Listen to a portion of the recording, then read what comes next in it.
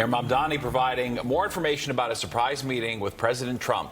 And Fox Eye's Morgan McKay is here now. So, Morgan, this was about a housing development? You're exactly right, Steve and Natasha. So Mayor Mamdani yesterday jetted off to Washington, D.C. to meet with President Donald Trump without giving a heads up to New Yorkers that he would be out of the state. Mamdani says he pitched a housing project to the president, who expressed interest but made no commitments. Mamdani described this second meeting with Trump at the White House as really a continuation of his first meeting, saying that he had promised the president the next time they would meet, he would pitch a housing project.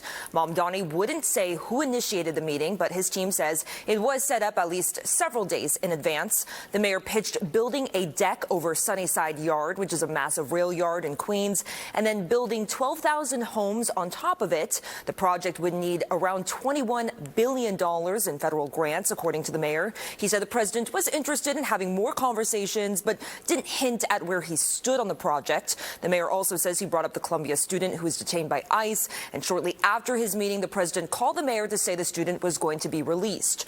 Mamdani today was asked about his relationship with the president. The President and I have many disagreements, which we share publicly and we share privately.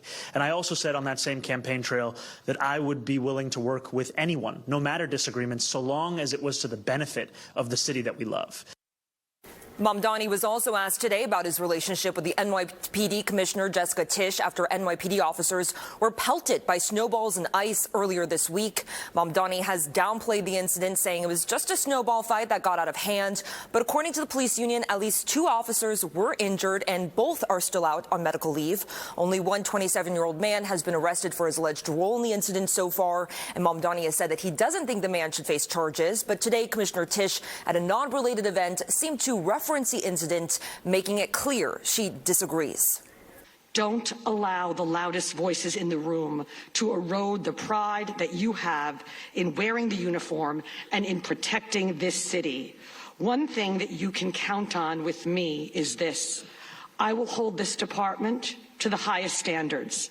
When those standards are met, I will always be fiercely protective of you.